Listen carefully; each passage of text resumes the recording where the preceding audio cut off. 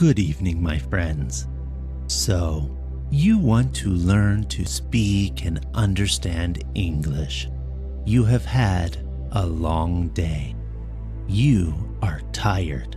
Lay down in your bed, close your heavy eyes, and let's listen to a story while we slowly fall into the arms of the English language. The Donkey That Loved a Star.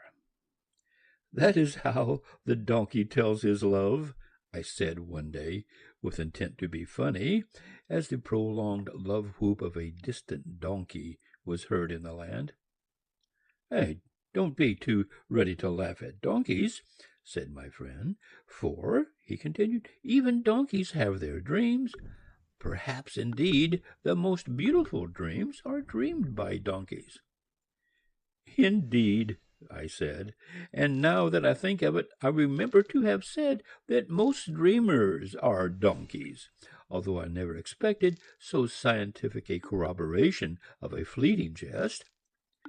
Now, my friend is an eminent scientist and poet in one, a serious combination, and he took my remarks with seriousness at once scientific and poetic. "Yes," he went on, "that is where you clever people make a mistake. You think that because a donkey has only two vowel sounds wherewith to express his emotions, he has no emotions to express. But let me tell you, sir—" But here we both burst out laughing. "You golden ass," I said, "take a bunch of these roses. Perhaps they will restore you." "No," he resumed, "I am quite serious. I have for many years past made a study of donkeys. High-stepping critics call it the study of human nature. However, it is the same thing, and I must say that the more I study them, the more I love them. There is nothing so well worth studying as the misunderstood, for the very reason that everybody thinks he understands it. Now, to take another instance, most people think they have said the last word on a goose when they have called it a goose. But let me tell you, sir—" But here again we burst out laughing. "Dear goose of the golden egg," I said, "pray leave to discourse on geese to-night, though lovely and pleasant would the discourse be. To-night I am all agog for donkeys."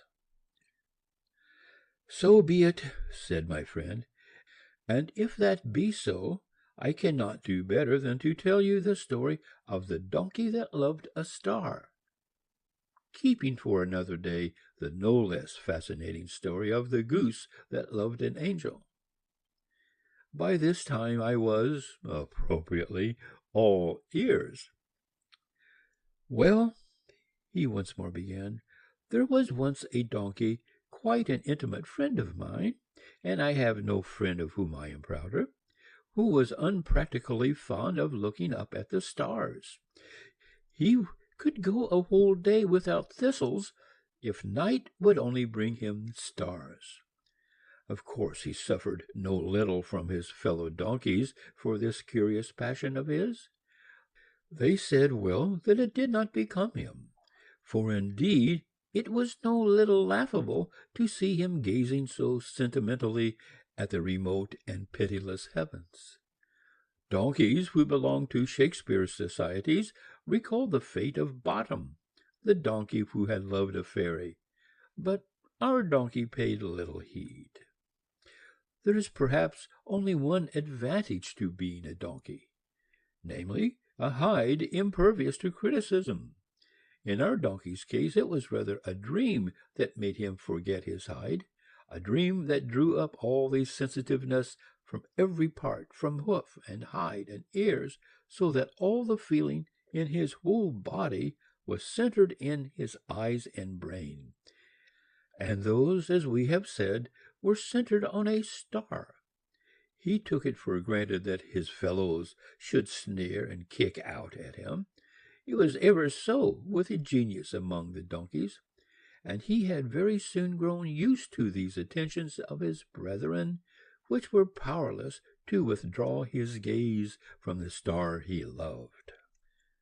For though he loved all the stars, as every individual man loves all women, there was one star he loved more than any other, and standing one night among his thistles, he prayed a prayer that some day it might be granted him to carry that star upon his back, which he recalled had been sanctified by the holy sign, were it but for ever so short a journey, just to carry it a little way, and then to die.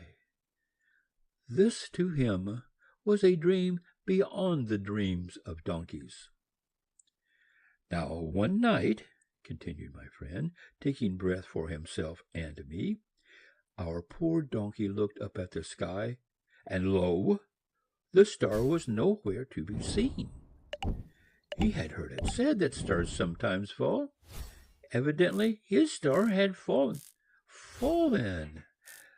But what if it had fallen upon the earth?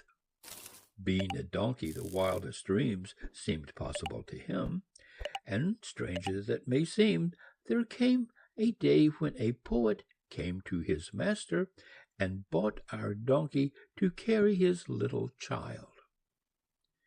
Now the very first day he had her upon his back, the donkey knew that his prayer had been answered, and that the little swaddled babe he carried was the star he had prayed for. And indeed it was. For so long as donkeys ask no more than to fetch and carry for their beloved, they may be sure of beauty upon their backs. Now, so long as this little girl that was a star remained a little girl, our donkey was happy.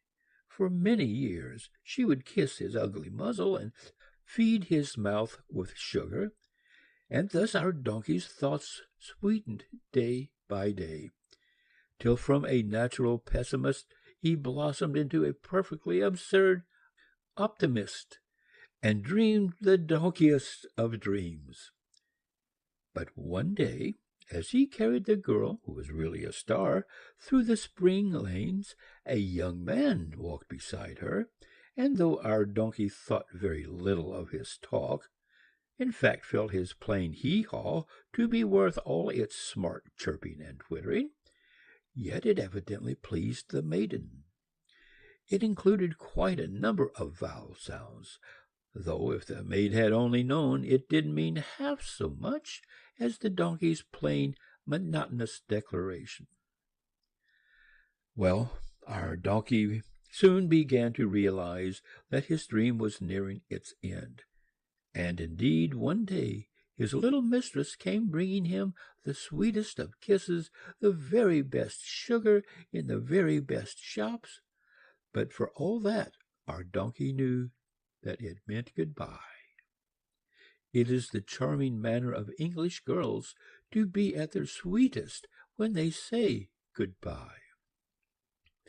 Our dreamer donkey went into exile as servant to a woodcutter, and his life was lenient if dull, for the woodcutter had no sticks to waste upon his back.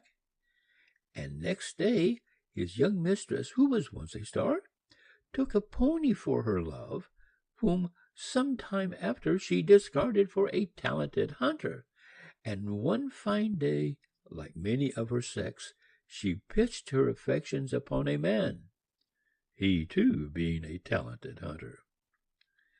To their wedding came all the countryside, and with the countryside came the donkey. He carried a great bundle of firewood for the servants' hall, and as he waited outside, gazing up at his old loves, the stars, while his master drank deeper and deeper within, he revolved many thoughts. But he is only known to have made one remark, in the nature, one may think, of a grim jest. After all, he was heard to say, she has married a donkey, after all. No doubt it was feeble, but then our donkey was growing old and bitter, and hope deferred had made him a cynic. End of The Donkey That Loved a Star by